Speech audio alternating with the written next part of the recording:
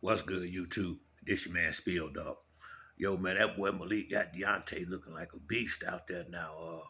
It seemed to me like he done really was upgraded Deontay, just his whole technique as far as his boxing. It looked like he got him where he gonna be like like that shit gonna be a whole lot better. I mean, I just think, man, from what I've been seeing and clips of him training over the last couple of years, I wasn't sure after that last fight he had with Fury, was he finna hang him up? That didn't seem like his character, but they had three big fights, so I really didn't know. But it looked like he been really working all this time. I mean, he looked like he in crazy shape, every time I see him.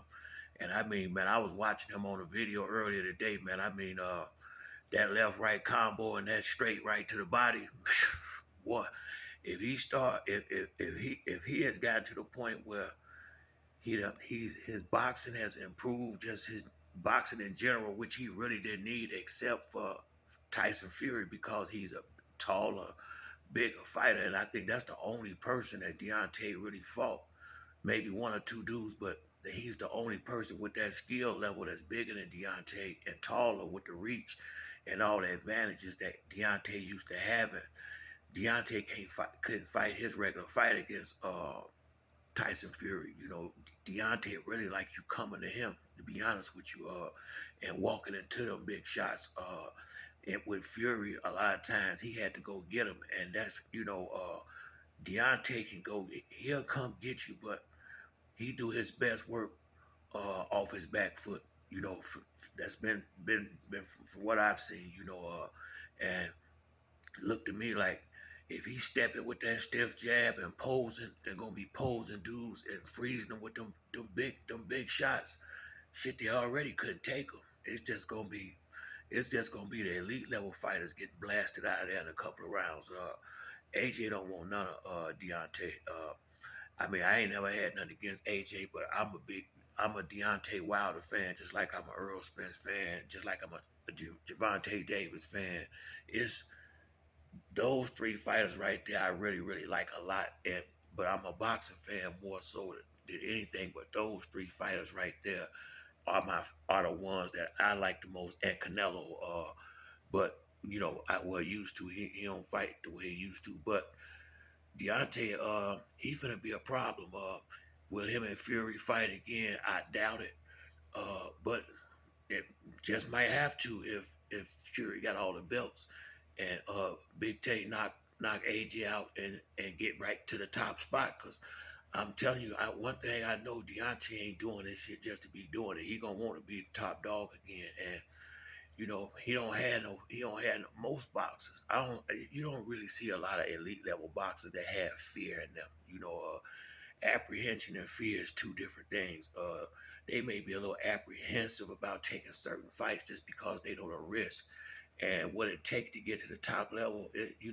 Losing certain fights can knock you down a long way. So you have to be a little apprehensive about certain fights depending on where you at in your career. But that ain't the same thing as somebody that's scared. And I don't think nobody get as far as a lot of these guys do, being scared to go in that ring and fight. So I don't see no fear in none of these fighters.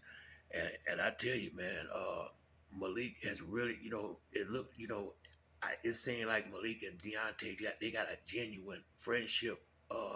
They done fought each other in the ring before, so that helps too. You're gonna always be close to somebody that you don't fought with, especially if y'all two men and y'all can still be good afterwards. I really see it. Deontay is listening. Now, one thing about when you training a fighter, the trainer can only train you as much as you willing to let him. You can't be hard headed, lazy, and undisciplined. And Deontay ain't lazy. He was hard headed a while back, but it looked like he listened to Malik, and he been had the discipline. So I really believe, man. I really believe Malik is gonna rejuvenate Big Tate career, where he gonna fight a lot longer than he probably would have otherwise. The way he was going with Mark Breland, and I'm really, Mark Breeden, I really was disappointed in him, man, because I watched him, me and him from the same era. Mark Breeden was a beast. I watched him in the Olympics. I watched his whole career coming up, and I just was, he should be ashamed of himself for the position he took as far as Deontay trainer, letting him do, just kind of, do what he want to do. I mean, if you're gonna work for a dude, make him respect you. And Deontay would have respected if he would have gave the respect if this respect was demanded. A man gonna, if you let a man walk over you, they'll put footprints on your back. Bottom line. So, I mean, Malik got his undivided attention. That's what it takes to really be able to get your fighter where you want to get him. And Deontay did need to tighten up just a few things. I mean, I'm sure he saw that with fighting Fury, you know, being truthful. Uh, for a long time, he wasn't fighting the best competition.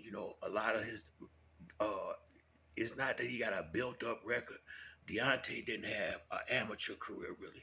He went to the Olympics, but he didn't box amateur long.